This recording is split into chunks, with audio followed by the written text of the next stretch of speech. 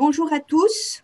Nous sommes ravis de vous retrouver pour ce deuxième webinaire de la matinée dans le cadre du Business Booster Forum organisé par CCI France International.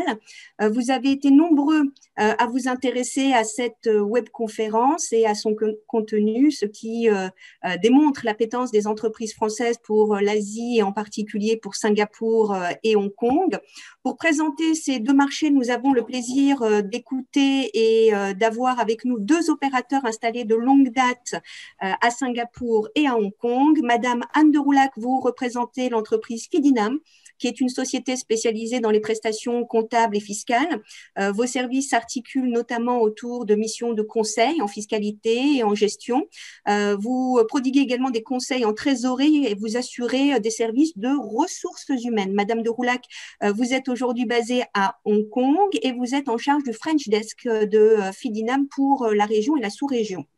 Je profite de cette brève introduction pour vous remercier de votre précieux soutien dans la construction et l'organisation de cette seconde édition du Business Booster Forum en tant que partenaire. Interviendra à vos côtés Madame Isabelle Larcher. Madame Larcher, vous êtes directrice de Timéo Performance, qui est une société spécialisée dans la formation, le recrutement et l'amélioration de la performance commerciale. Et vous êtes pour votre part basée à Singapour. Donc, mesdames, vous nous présenterez les caractéristiques de ces deux marchés, Hong Kong et Singapour, et vous aborderez plusieurs sujets, entre autres les typologies de structures dans le cas d'une création de société. Vous traiterez également du sujet des fiscalités locales et vous nous parlerez des contraintes réglementaires de façon pragmatique et surtout comparative et notamment vous aborderez des sujets liés au recrutement, au visa et aux aides proposées par les deux pays. Alors, vous avez également comme spécificité d'être toutes deux membres de nos chambres de commerce françaises locales. Vous en êtes élus et vous participez activement à la vie associative de nos chambres et à la promotion surtout du savoir-faire français dans ces deux pays. Alors pour nos amis auditeurs, j'aimerais leur rappeler qui nous sommes en quelques mots. Le réseau des CCI françaises à l'étranger est le premier réseau privé français au monde. Nous sommes présents dans 95 pays, nous comptons 36 000 entreprises membres. En Asie, notre réseau est constitué de 25 chambres, 8 000 entreprises membres qui nous font confiance. Et outre notre vie associative qui consiste à animer un réseau d'entreprises, nous développons depuis plusieurs années des services d'accompagnement pour le compte d'entreprises. Donc nos équipes sur place sont à la disposition des entreprises, à votre disposition, pour vous accompagner sur toutes les étapes de votre projet. Nous vous aidons à comprendre et à évaluer votre potentiel business avant de vous y déployer. Nous pouvons également vous soutenir et vous accompagner au moment de votre implantation, notamment dans le cadre de la création de votre entreprise locale. Nos équipes sont par ailleurs en mesure d'identifier vos futurs clients et vos futurs partenaires et surtout de vous les faire rencontrer. Et une fois installé dans votre pays cible, nous sommes en capacité de vous aider à développer votre business local. Nous avons notamment investi dans des business centers. Nous proposons des solutions de portage salarial lorsque la législation, bien évidemment, locale nous le permet. Nous pouvons vous accompagner dans des formalités administratives, dans les demandes de visa, en particulier dans ces deux pays. Et nous pouvons également vous accompagner dans le recrutement de vos premières ressources humaines. Donc voilà en quelques mots qui nous sommes, qui est notre réseau et ce que nous pouvons vous apporter. Et ceci étant dit, et en les remerciant à nouveau, je cède de ce pas la parole à nos deux intervenantes de ce matin. Madame de Roulac, nous sommes désormais à votre écoute. Merci Sharafa pour votre introduction très complète. Voilà, vous devriez désormais accéder à notre présentation.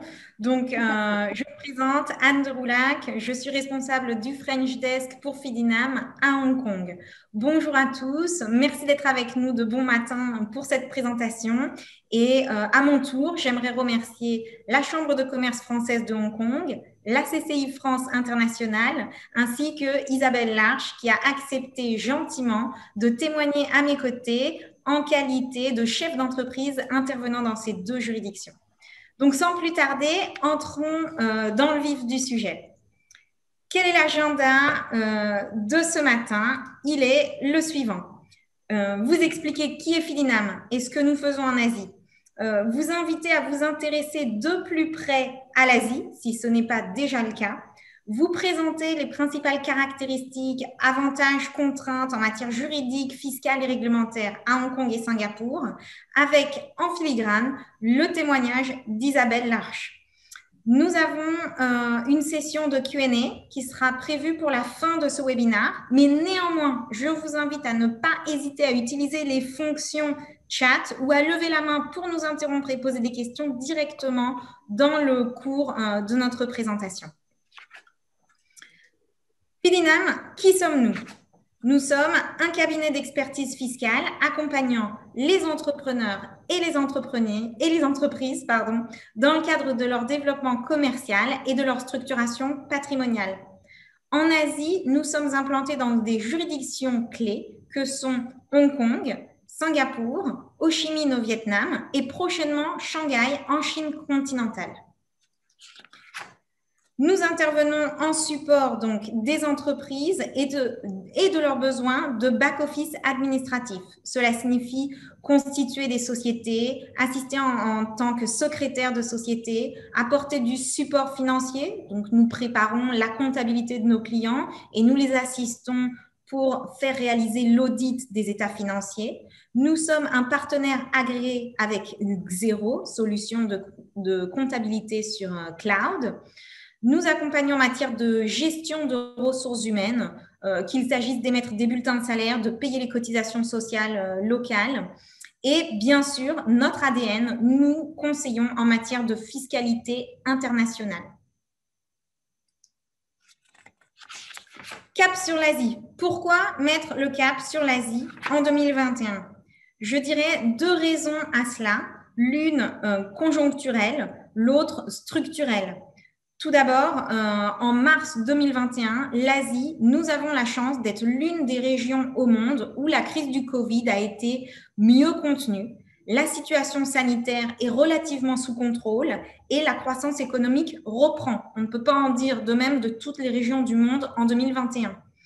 Raison structurelle ensuite, l'Asie représente un vivier fantastique de consommateurs avec des milliards de clients potentiels et c'est donc un positionnement clé qu'on ne peut pas ignorer pour la décennie à venir. Donc, parmi les facteurs clés d'attractivité que l'on cite régulièrement pour ces deux juridictions, il y a bien sûr le positionnement géographique de Hong Kong et de Singapour, l'environnement des affaires qui est relativement facile, la fiscalité allégée, surtout par rapport aux taux que l'on connaît en Europe, les infrastructures de qualité et l'accès à un marché potentiel de consommateurs énorme. La plupart du temps, nos clients utilisent Hong Kong comme tremplin pour la Chine continentale, tandis qu'ils utilisent Singapour pour un développement en Asie du Sud-Est. Ce matin, nous intervenons en tandem. Je suis moi-même avocat de droit français de formation et cela fait 9 ans que me voilà en Asie, accompagnant les entrepreneurs dans le cadre de leurs projets. J'ai donc l'habitude et l'expérience locale des implantations business. À mes côtés ce matin, témoignera Isabelle Larche de la société Timéo Performance, de son expérience en tant que chef d'entreprise dans ces deux juridictions. Et je laisse Isabelle se présenter en quelques mots. Oui, bonjour à tous. Merci Anne. Me passer le relais. Donc Isabelle Larcher, je dirige une société en effet qui s'appelle Timéo Performance. Je suis à Singapour depuis 2008, donc 13 ans. Nous avons en effet un bureau à Singapour pour, comme l'expliquait exactement Anne, adresser le marché Asie du Sud-Est en fait. Et puis nous avons aussi un bureau à Hong Kong pour adresser la Chine. Nous avons aussi un bureau à Kuala Lumpur par ailleurs, mais je ne crois pas qu'on soit le sujet aujourd'hui. Comme décrit précédemment, notre business, c'est en effet le développement des compétences en Asie. Donc, depuis zéro, il faut recruter. Mais il faut développer et adapter, c'est la formation et le coaching. Il se trouve que je suis aussi VP au bord de la Chambre de commerce de Singapour, que je salue au passage si certains nous écoutent, qui est tout comme la Chambre de commerce française à Hong Kong, un passage obligatoire pour toute entreprise en France qui qui se demandent par où commencer en Asie, à Singapour, à Hong Kong ou ailleurs. Les chambres de commerce à l'international sont d'une efficacité, d'un dynamisme et d'une bienveillance dont vous n'avez aucune idée si vous n'avez pas commencé, pas eu de contact. Voilà, donc pour moi, ça a été le passage obligé quand on a démarré la société. On a commencé par la chambre de commerce et puis après, il y a eu d'autres relais sur place, mais voilà, la chambre de commerce a été notre point d'accueil évident et nous nous sommes bien développés depuis. J'espère pouvoir partager des expériences intéressantes avec tous nos participants aujourd'hui qui sont nombreux. Merci Isabelle. Alors, Hong Kong et Singapour, quelles sont les caractéristiques de ces deux juridictions et pourquoi s'y implanter? Mais avant toute chose, nous souhaiterions faire un petit sondage parmi l'audience de ce matin pour savoir, pour connaître votre intérêt à vous développer en Asie et savoir, y êtes-vous déjà implanté? Et le cas échéant, où? Êtes-vous à Hong Kong? Êtes-vous à Singapour? Êtes-vous ailleurs en Asie? Ou bien n'y êtes-vous pas encore et votre activité a-t-elle des liens avec l'Asie ou étudiez-vous de manière très préliminaire les débouchés et les liens que votre activité business pourra avoir avec l'Asie? Alors, je vous laisse cliquer. On va prendre quelques secondes pour collecter les résultats et puis on va partager avec vous ces résultats pour connaître un peu mieux l'audience de ce matin.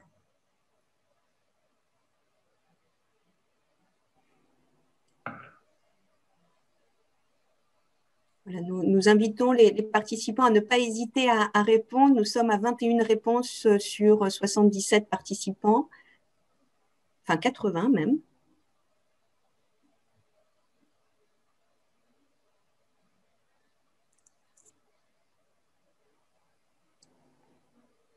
Vous me dites, Anne, quand je publie les résultats, nous sommes à 28 réponses.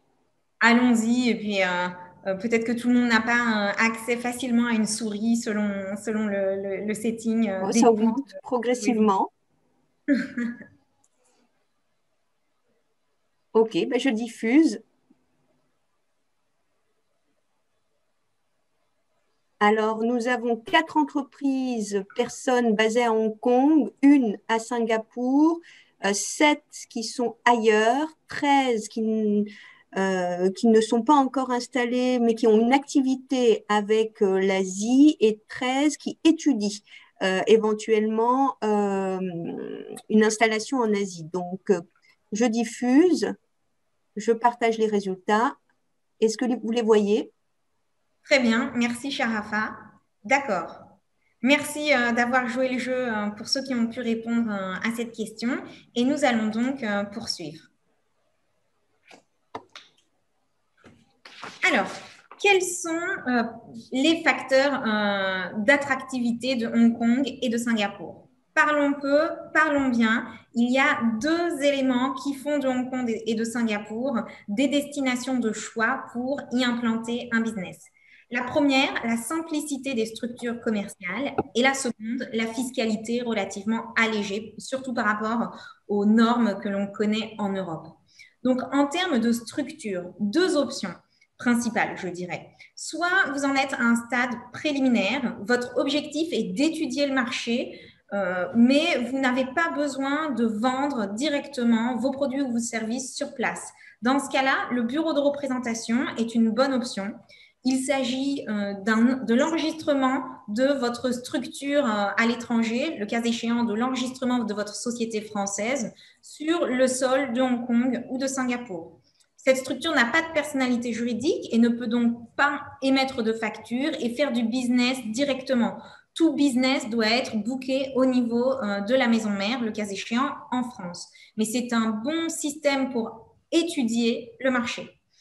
Une autre option, à un stade plus avancé, votre objectif cette fois-ci est d'être pleinement opérationnel, de vendre vos produits ou vos services. Alors dans ce cas, il vous faut une société à responsabilité limitée et qu'il s'agisse de Hong Kong ou de Singapour, la forme locale est donc appelée Limited Company. Il n'y a pas 36 possibilités comme en France, la SA, la SAS, la SARL.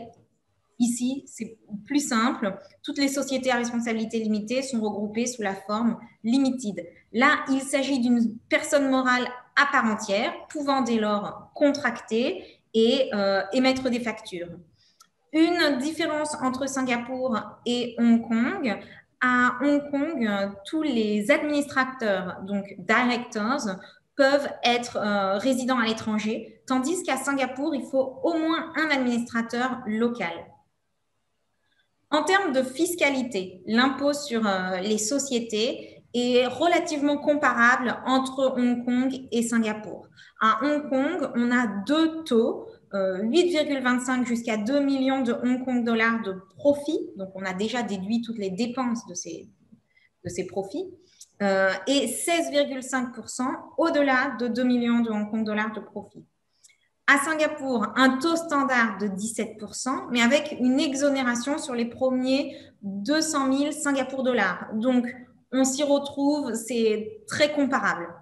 La fiscalité des distributions est ensuite similaire dans la mesure où il n'y a pas de retenue à la source, withholding tax, sur les distributions de dividendes, de redevances ou d'intérêts qui seraient faits par votre filiale hongkongaise ou singapourienne à votre maison mère française ou européenne. Deux particularités sur lesquelles je souhaitais ce matin attirer votre attention.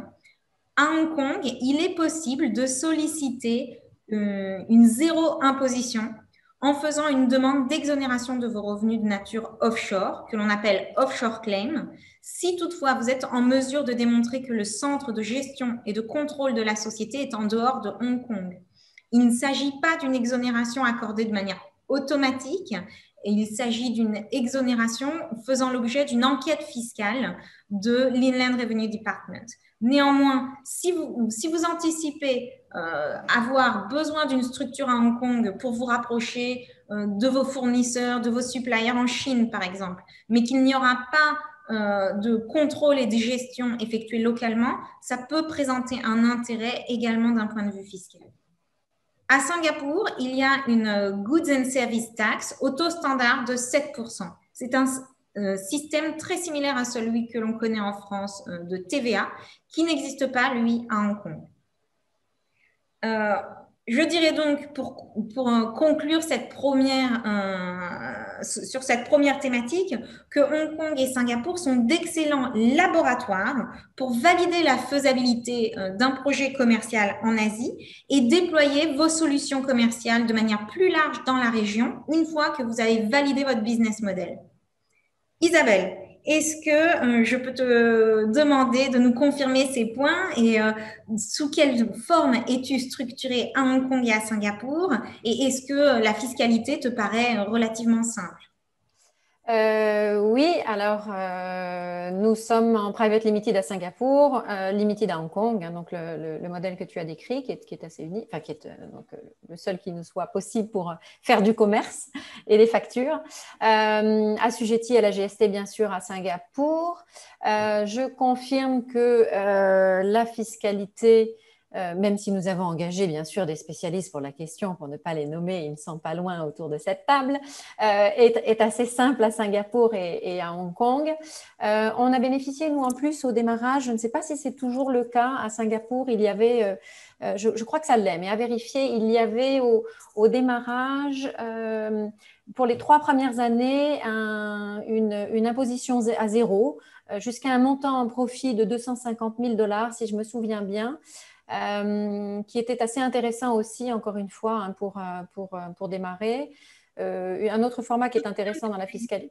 Toujours. Je confirme c'est que toujours le cas, d'accord. Et qu'il y a une fiscalité allégée pour les startups lors de leur premier exercice. Voilà, d'accord.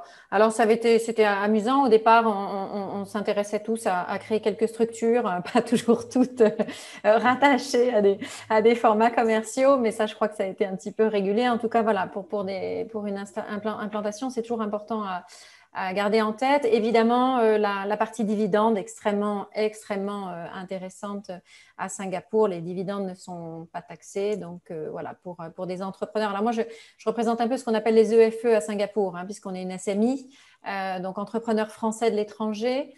Donc, on a quand même du monde sur la payroll. Hein. Je ne suis pas une start-up non plus. On est là depuis 2008. Mais pour nous, la distribution de dividendes, c'est aussi un point important et c'est totalement défiscalisé à Singapour. Merci Isabelle. Avec plaisir. Alors, simplicité, mais faut-il anticiper certaines difficultés? Et qu'en est-il notamment en matière de contraintes réglementaires? Je dirais 2 idées à retenir. De manière générale, il y a peu de contraintes, que ce soit à Hong Kong ou à Singapour, car il y a peu d'activités réglementées dans ces 2 juridictions. Les activités réglementées classiques sont dans les secteurs traditionnels, activités de conseil financier, courtage en assurance et tout ce qui est F&B ou produits alimentaires, alcool spiritueux avec des spécificités. De manière générale, il y a davantage de licences requises à Singapour qu'à Hong Kong, puisque Singapour est une économie davantage dirigée, là où Hong Kong est plus libérale. Et tout de suite, je vais te demander, Isabelle, comment est-ce que cela fonctionne dans ton domaine d'activité, puisque tu as le recrutement, qui est une activité quand même encadrée. Oui, absolument. Le recrutement, alors sur la partie conseil et formation, non, mais sur la partie recrutement, c'est réglementé. Depuis 2010 peut-être, ou 2011, il y avait une recrudescence un peu comme dans l'immobilier, de freelance qui se lançait avec plus ou moins de fiabilité, voire d'éthique, notamment sur la partie recrutement de foreign workers, hein, donc dans le bâtiment ou les domestiques helpers, etc. Donc, le gouvernement a décidé de réglementer tout ça et d'en faire une activité. En effet, il faut à la fois une licence. Donc, en tant qu'entreprise, il faut une licence qui demande de bloquer sur un compte en banque 20 000 $. Auxquels on ne peut pas toucher, hein, ils sont bloqués. Et chaque consultant en recrutement, alors consultant en recrutement, c'est large, c'est toute personne dans l'entreprise qui va toucher un CV. Donc, ça peut parfois être même juste une admin manager, hein, une office manager, doit être certifiée. Donc, passer un examen qui n'est pas évident, hein, surtout quand l'anglais n'est pas notre langue maternelle. Ce sont des examens à double question négative, etc. J'ai quelques consultants qui ont dû y passer à plusieurs fois. Voilà, mais une fois qu'on l'a, on a un numéro de certification attaché à cet examen et on a pu à le repasser. La licence, l'entreprise est à renouveler, si je me souviens bien, tous les 2 ans. Mais aujourd'hui, en tout cas pendant la Covid, c'était assez simple à la singapourienne, hein, sur Internet, à cocher 3 cases et voilà, renouveler le bon de garantie de la banque. Mais en effet, il faut avoir ça en tête. Est-ce que tu ferais une distinction entre Hong Kong et Singapour ou est-ce que c'est relativement comparable les systèmes de licence dans ces 2 juridictions pour ton activité? C'est un petit peu plus réglementé Singapour, hein. À Hong Kong, on arrive à faire je ne sais pas si… Pardon, je ne veux pas dire que ça reste public cette discussion, mais Hong Kong, voilà, c'est un petit peu moins encadré. D'accord, merci. Avec plaisir. Alors, pour être 100% opérationnel et dès lors que vous voulez déployer une activité de vente, il ne suffit pas d'avoir une structure juridique locale, même avec les licences commerciales requises. Encore faut-il pouvoir émettre des factures, recevoir des paiements, payer vos fournisseurs. En d'autres termes, il vous faut une tirelire, donc un compte bancaire. Et là, on aimerait faire un petit sondage d'opinion sur l'estimation des délais d'ouverture d'un compte bancaire corporate. À votre avis, combien de temps faut-il anticiper pour obtenir l'ouverture d'un compte bancaire à Hong Kong et à Singapour? Allez-y, à vos souris. Nous vous donnons quelques secondes pour répondre à ce 2e questionnaire.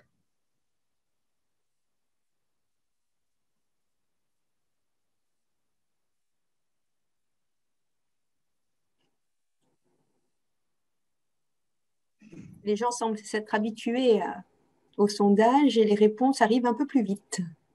Très bien. Donc, nous sommes à 21 réponses, 22.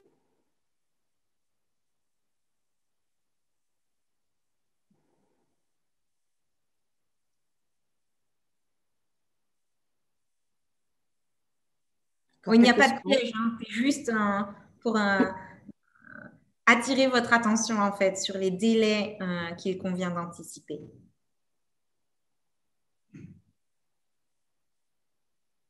Voilà, il semble qu'il n'y ait plus trop de réponses. Nous avons 25 retours. Je mets fin au sondage et je partage les résultats avec vous. Qu'est-ce que D'accord. vous voyez? La majorité de l'audience pense que c'est faisable en 1 à 2 semaines. Eh bien, je vais avoir le regret de vous décevoir. On est sur des délais de 1 ou 2 mois, voire plus de 2 mois lorsque l'on a une structure de détention de capital relativement complexe derrière, ce qui est quand même souvent le cas lorsque l'on constitue la filiale d'un groupe déjà existant avec un historique d'actionnariat en Europe. Alors, pour entrer un peu plus dans le détail, aujourd'hui, la compliance est accrue au niveau des banques, clairement. Elle requiert 3 niveaux d'information. Les informations sociales qui, par définition, existent et sont disponibles dès lors que la structure commerciale est constituée. Il va s'agir de l'équivalent de l'extrait CABIS, des statuts, de la licence commerciale. Donc, tous ces documents-là, par définition, vous les aurez. Informations relatives à l'actionnariat. Ici, le but de la banque est d'identifier les UBO, Ultimate Beneficial Owners, qui détiennent au moins 10 ou 25% du capital social directement ou indirectement. Ce qui signifie que si vous êtes la filiale d'un groupe français, on ne va pas juste demander qui est l'actionnaire, la société française, point, mais on va vouloir savoir qui est derrière cet actionnaire corporate et le cas échéant, s'il y a d'autres actionnaires corporate, qui sont derrière, quels sont les particuliers qui détiennent directement ou indirectement, souvent le pourcentage retenu est de 10%. Le dernier niveau d'information étudié par les banques est celui relatif à l'activité commerciale et au business de la société. Là, il convient de fournir un business plan, des brochures marketing, un site internet, tout ce qui va étayer votre activité commerciale. Là où, en revanche, on a davantage de difficultés, c'est que les banques réclament de plus en plus des factures, des contrats clients, des échanges emails. Or, par définition, lorsque la structure vient d'être constituée ou n'existe pas encore, on n'a pas tous ces documents-là. Or, c'est la réalité des services compliance bancaires aujourd'hui. Il faut fournir un maximum d'éléments qui étayent la réalité de l'activité commerciale. Donc, en un mot, toute demande d'ouverture doit être extrêmement documentée. En outre, les banques sollicitent généralement de rencontrer en personne les dirigeants locaux, donc directors, membres du conseil d'administration, et ou, selon les banques, les UBO, Ultimate Beneficial Owners. Quid de 2020 et 2021, me direz-vous? Eh bien non, la majorité des banques locales à Hong Kong et à Singapour continuent à vouloir rencontrer en personne les dirigeants et les UBO. Or, cela pose problème puisqu'avec le Covid, voyager est quand même très complexe. Mais telle est la réalité de terrain. Il faut également anticiper la fourniture de traductions officielles, de certifications ou de légalisation de documents lorsque les investisseurs sont étrangers et que ces documents n'existent pas d'emblée en anglais. Donc, je dirais que à retenir, plus vous avez de substances économiques locales, c'est-à-dire plus vous avez de liens économiques, commerciaux avec l'Asie, que ce soit immédiatement à Hong Kong ou à Singapour ou avec les pays frontaliers, et plus votre business model sera compréhensible par le banquier, plus l'ouverture du compte sera rapide. En revanche, si la structure est dépourvue de substance, il y aura davantage de contrôle puisque la banque veut s'assurer qu'elle ne participe pas à un schéma de blanchiment. Voilà. Isabelle, quelle a été ton expérience sur place lors de l'ouverture des comptes bancaires pour tes 2 structures? Avec quelle banque travailles-tu dans ces 2 juridictions et est-ce que tu as trouvé ça plus simple à Hong Kong et à Singapour? Quel est un peu ton regard là-dessus? Oui, alors c'est tout de même plus simple à Singapour. Je pense que c'est quand même la conclusion. En tout cas, quand nous, on l'a créé, alors encore une fois, on l'a créé en 2008 et je sais qu'aujourd'hui, c'est plus du tout la même configuration, notamment pour des questions de compliance et de blanchiment potentiel. Voilà. Donc, je sais que ça c'est compliqué. Nous, ça avait été fait en 48 heures. Hein, voilà. On avait choisi OCBC. Depuis, j'ai ouvert d'autres comptes sur DBS. qui est une belle banque locale, très digitalisée, donc qui facilite quand même pas mal les transactions au quotidien. À part une qui nous semble à nous complètement incroyable, je devais pour un client basé en France envoyer ce qu'on appelle en France un RIB. Ça n'existe pas ici, la notion de RIB. Donc, il faut une lettre de banque qui dise qu'on a bien un compte en banque chez eux et j'en suis à 15 jours de délai. La chose ne se fait pas en ligne, il faut envoyer un petit courrier, etc. Donc ça fait partie des hiatus un peu étranges. Mais en tout cas, l'ouverture avait été rapide pour nous à Singapour. Elle est beaucoup plus compliquée à Hong Kong où il faut montrer en effet idéalement déjà des factures, déjà du business, alors c'était le cas donc ça va, mais c'est plus long, il faut en effet se déplacer, il faut beaucoup plus de documents, ça m'a paru bien plus compliqué. Voilà. Singapour était encore une fois plus simple. Alors, c'est vrai que ce qui aide, c'est d'avoir des bureaux locaux et pas seulement une adresse de siège, et puis du staff local. Immédiatement, ça donne de la puissance au projet. Sachez par ailleurs que pour de nombreux clients, nous travaillons aussi avec des solutions complètement digitalisées qui sont des MSO, Money Service Operators, qui fournissent des solutions de merchant accounts complètement en ligne qui correspondent à l'ouverture d'un sous-compte chez ce marchand qui vous permettent de recevoir des paiements et d'effectuer des paiements en ligne. Donc, on n'est pas sur des solutions de banque classiques, mais néanmoins, cela peut simplifier certaines démarches. Et on a aussi beaucoup de clients qui choisissent de recourir aux deux solutions, d'avoir un compte bancaire ouvert auprès d'un établissement bancaire traditionnel et d'avoir en plus un MSO qui souvent également permettent d'offrir des taux de change avantageux et du coup, selon les juridictions où vous faites du business, de vous y retrouver dans cet agencement.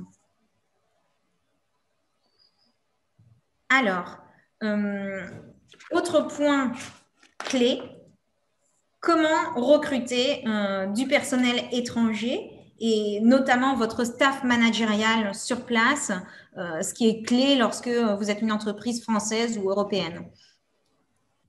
Là aussi, nous allons faire un petit sondage d'opinion. Pensez-vous que l'on puisse travailler avec un visa de dépendant à Hong Kong et à Singapour?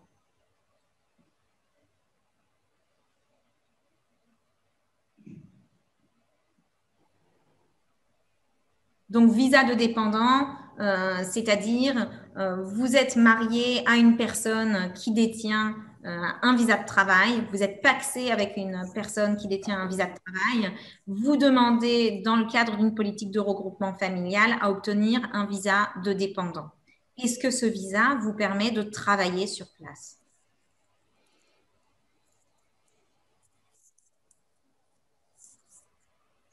Nous pouvons laisser encore 15 secondes pour arriver à la minute.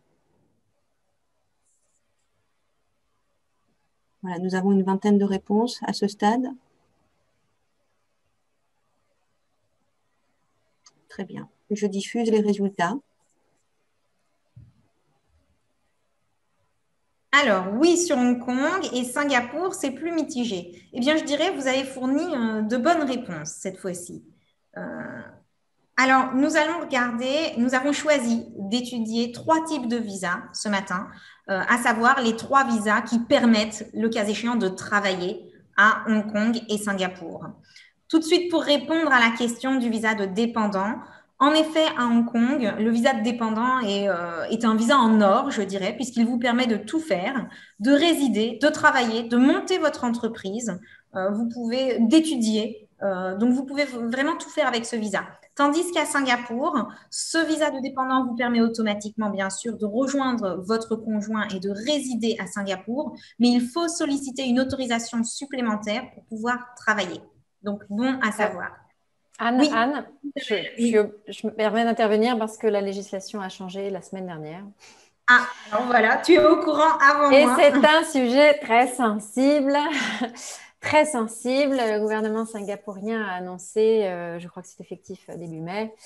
Donc, auparavant, en effet, à Singapour, avec un visa de dépendant, on fait une demande de LOC, donc Letter of Consent, qui prend exactement normalement 48 heures et qui n'est jamais refusée. Et on peut embaucher et faire travailler des personnes qui sont en visa de dépendant. Ce ne sera plus possible à partir du mois de mai. Donc, tous ceux qui sont sous ce format de visa aujourd'hui, au moment de leur renouvellement, devront faire une demande de visa de travail, qu'on appelle l'IPI ici, un Employment Pass, ne pourront plus travailler avec un visa de dépendant. Ça vient de sortir, hein, c'est tout frais. Nous sommes en train d'en étudier les conséquences pour la communauté en ce qui nous concerne française, puisqu'on travaille avec la Chambre de commerce et aussi des conseillers du commerce extérieur sur ce thème. On a lancé un sondage pour voir un petit peu les impacts que ça pouvait avoir. On sait d'ores et déjà que ça en a pour notre communauté, mais voilà, à creuser.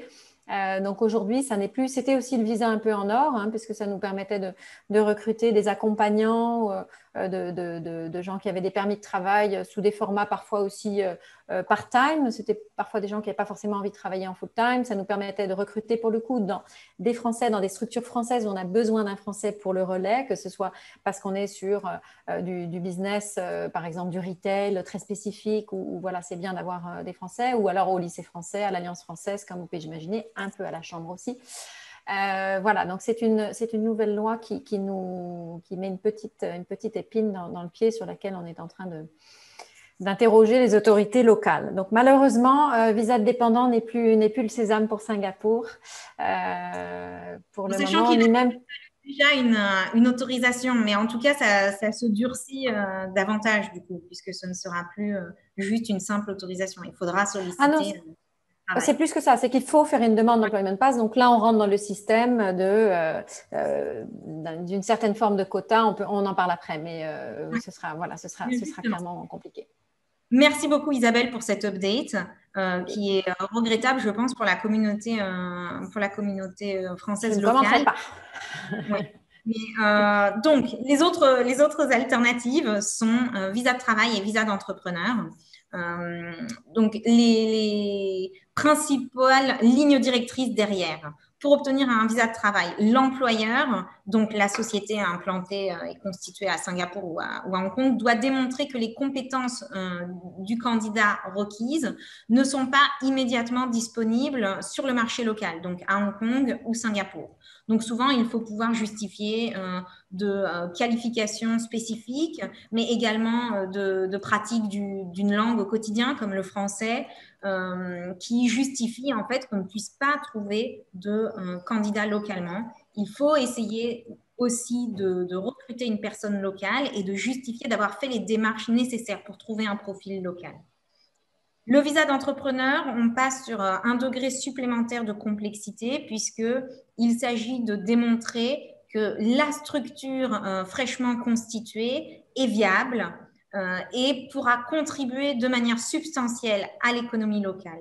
Ce qui signifie, en d'autres termes et à minima, avoir un capital social suffisant, des bureaux locaux et embaucher du staff local ou à minima s'engager à des premières embauches dans les 12 premiers mois.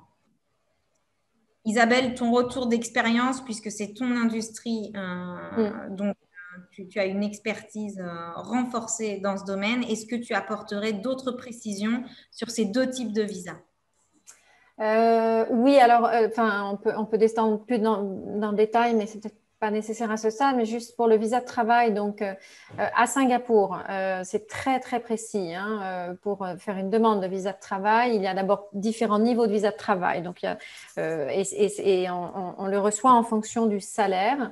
Il y a un certain niveau de salaire qui est aujourd'hui affiché à 4005, qui dans la réalité est à 6008 SGD. Qu'on appelle l'Employment Pass, sur lequel il n'y a théoriquement pas de quota pour une entreprise. Donc, on fait la demande et on l'a ou on ne l'a pas. C'est en général une combinaison de profil, niveau d'études, expertise spécifique dont Singapour serait friand ou pas. Et puis, est-ce que la société a déjà quand même beaucoup d'employment pass ou pas, même si, encore une fois, il n'y a pas de quota. Il y a un niveau en dessous où là, on est très régulé, il y a un système de quotas, c'est par industrie. Il faut en général, je ne veux pas dire des bêtises, mais sur 30%, on ne peut pas dépasser 20 à 30% de non-locaux par rapport aux employés locaux. Voilà. Donc là, c'est très clair, il y a des quotas. On va sur un site, le site du ministère du Travail, on rentre nos coordonnées et ça nous dit combien notre entreprise a le droit d'embaucher sous ce format-là. Donc, voilà, Singapour très clair, très simple, hein, des formalités à demander en ligne et puis on a ou on n'a pas. Les règles du jeu sont relativement claires, pas trop de grosses surprises, sachant que pour le visa de travail Employment Pass, en effet, comme tu l'as dit, Anne, il faut avoir démontré qu'on ne peut pas recruter localement, ce qui est quand même tout à fait légitime hein, par rapport à nos pays d'accueil. Donc, démontrer qu'on ne peut pas recruter localement, ça veut dire poster une annonce sur un site qui est dédié, un site d'annonce d'emploi qui est dédié, qui s'appelle JobsBank. On doit laisser l'annonce 15 jours, recevoir les CV, recevoir des candidats locaux, les évaluer en toute fairness, bien sûr, et être prêt, s'il le faut, à démontrer que nous n'avons pas trouvé localement sur ce profil en donnant des raisons très précises. Voilà, donc il faut bien tout documenter. C'est un process sur lequel il ne faut pas se tromper parce qu'on peut parfois se faire refuser un visa simplement par une simple erreur de procédure. Donc, il ne faut pas hésiter à se faire accompagner par des gens tout à fait compétents, que ce soit, je crois que Philina me propose le service, bien sûr, la Chambre de commerce le propose également. Donc, ne pas hésiter à se faire accompagner par des gens compétents hein, sur la question. Visa entrepreneur, oui.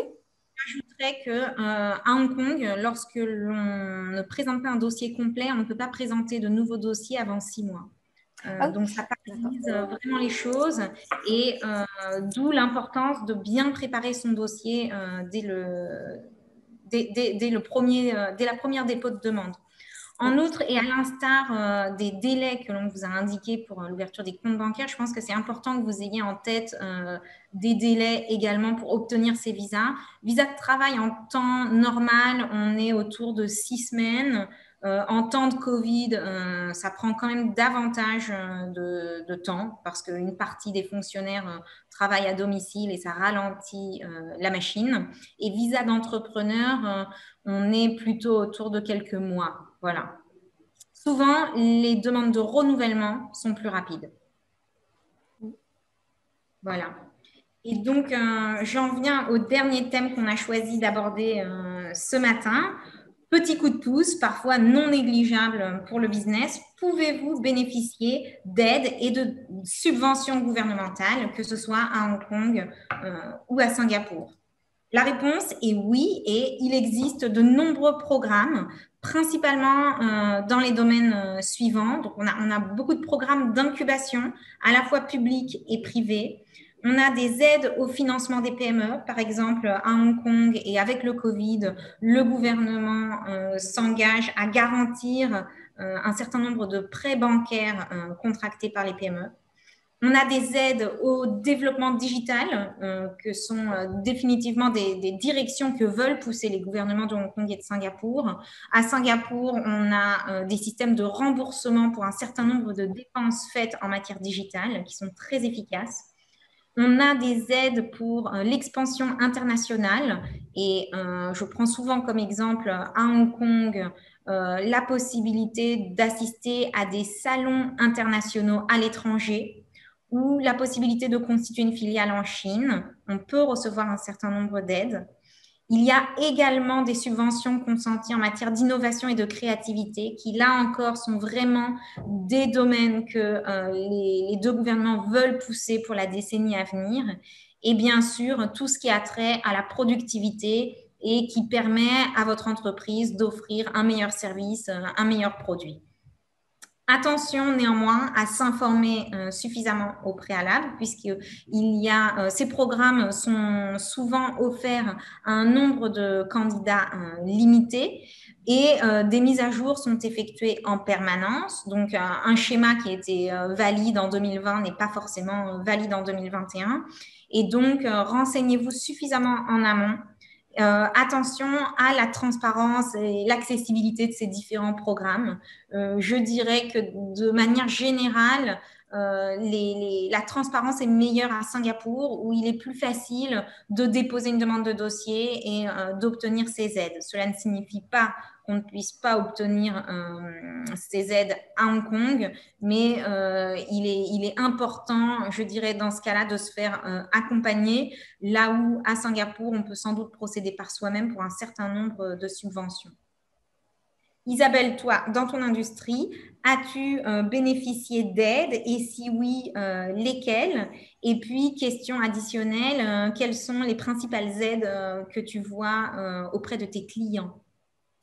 Alors, petit sujet sensible puisque nous sommes une EFE, donc d'actionnariat étranger. C'est-à-dire qu'on est, je suis associée, on est deux actionnaires 100%, hein, donc 50-50, français. Voilà. Donc, il n'y a pas d'actionnariat singapourien dans notre structure, ce qui nous barre la route très simplement à toute forme de subvention ou d'aide. Voilà, hein, c'est un choix, encore une fois, que je respecte complètement, mais c'est ainsi. En revanche, si on a 30% d'actionnariat au moins local, hein, qui peut être sous la forme d'un actionnaire singapourien ou de ce qu'on appelle ici un permanent resident. Alors, permanent resident, ici, c'est pas comme à Hong Kong où après 7 ans, on l'obtient d'emblée. Il faut en faire la demande, mais bon, voilà, si on est là depuis un certain temps et qu'on a soit investi, soit un bon salaire régulier, bon, ça se fait avec un peu d'aide. Donc voilà, avec 30% d'actionnariat local, on a accès à toutes ces aides. Et alors là, je ne pourrais même pas les décrire. Il y en a dans tous les domaines, à tous les niveaux. En effet, ce qui me frappe le plus, parce que pour ceux qui connaissent un peu Singapour, vous en connaissez l'efficacité. Quand Singapour a décidé d'aller dans une direction, en général, on y va et on y met les moyens. Donc, il y a en effet beaucoup de subventions sur tout ce qui est développement digital. Alors là, à Singapour, ça a été très, très important. On pouvait recevoir beaucoup d'aides pour mettre en place des systèmes, mais même des choses aussi simples qu'acheter Zoom ou le déployer voilà, localement.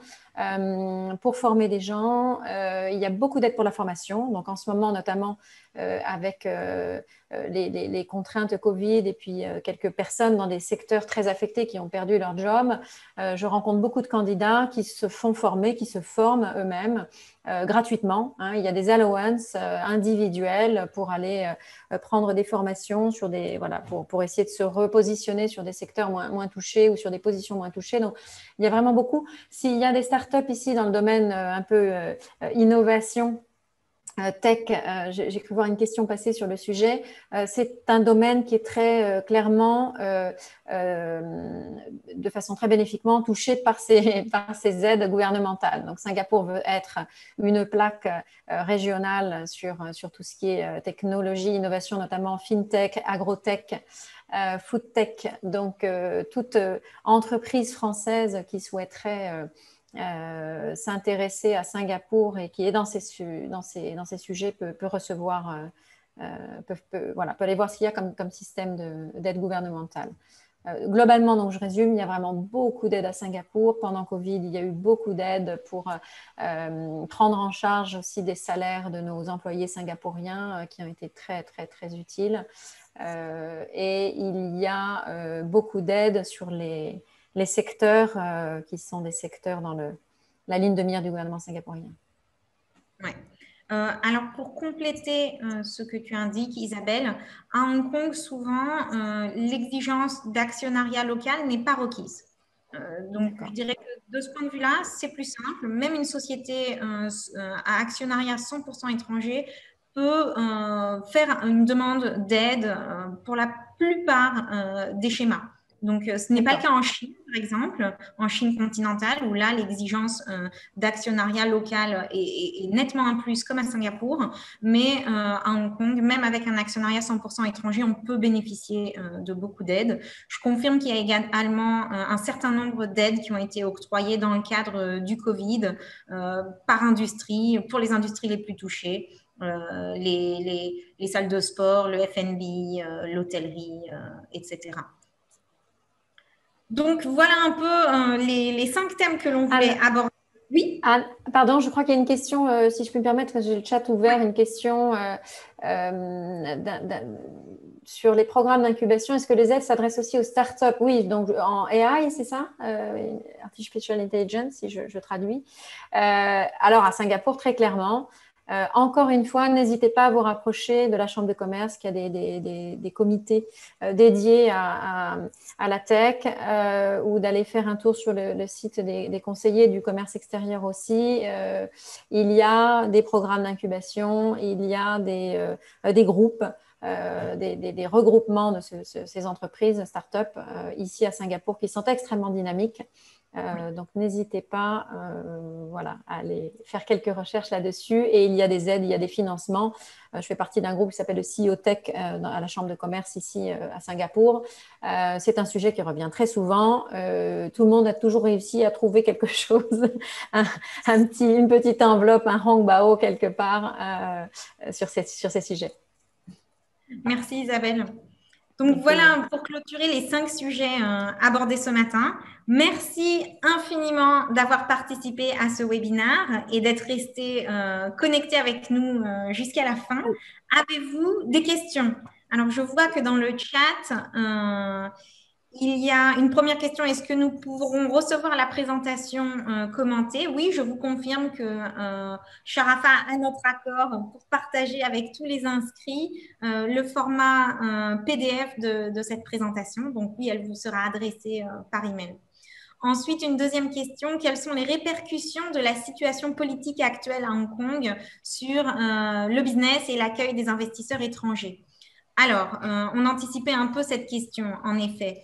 Je dirais que la situation est meilleure qu'elle n'en a l'air, comme c'est souvent le cas lorsque l'on ressent un sujet à distance, tel que celui de la situation politique à Hong Kong, et au vu de toutes les émeutes qu'il y a eu en 2019, on a vu circuler des images quand même assez angoissantes.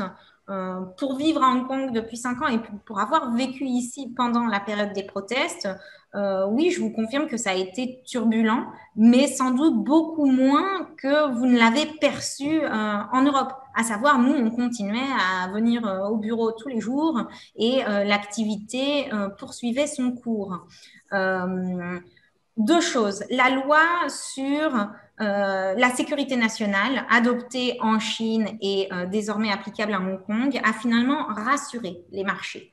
Donc, politiquement, je ne me permettrai pas de commenter si c'est une bonne chose ou pas. Mais en termes d'environnement des affaires, le message envoyé a été celui de la stabilité.